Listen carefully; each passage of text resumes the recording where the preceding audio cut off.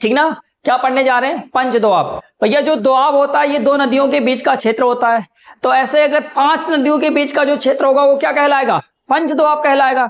समझ गए? इसी के भैया दोआब के नाम पर ही पंजाब का नाम पंजाब पड़ा है। पंजाब का मतलब होता है वहां पर 5 नदियों का क्या बन रहा है? आप बन रहा। आपका मतलब पानी होता है, दो का मतलब दो नदियों के बीच का पानी।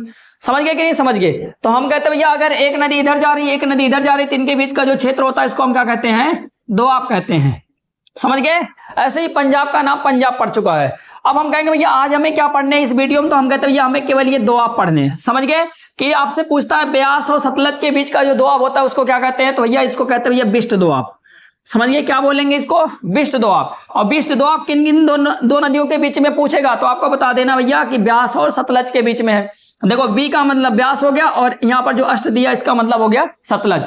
ऐसे ही रावी और भैया ब्यास के बीच में जो यहाँ पर ये वाला जो दोआब बनेगा इसको हम बोलते हैं भैया बारी दोआब। क्या बोलते हैं इसको? हम बारी दोआब के नाम से जानते हैं। ठीक ना।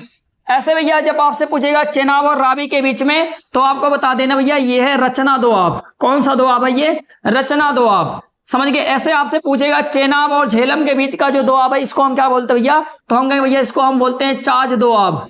समझ गए? ऐसे सिंधु सागर मतलब सिंधु नदी और झेलम नदी के बीच का जो होता है इसको हम क्या बोलते हैं भैया? हम कहते हैं भैया सिंधु सागर दोआब।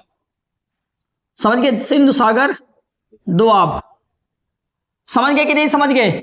ये आपको पढ़ लेने हैं। ठीक ना।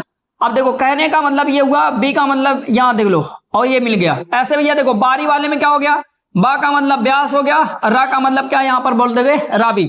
ऐसे भैया देखो रा का मतलब रावी और चना का मतलब क्या हो जाता है? चेनाब। ऐसे यहां पर भैया चाच का मतलब चा का मतलब चेनाब और झा का मतलब झेलम। और इधर वाला आपको दिख ही रहा है। समझ गए कि नहीं समझ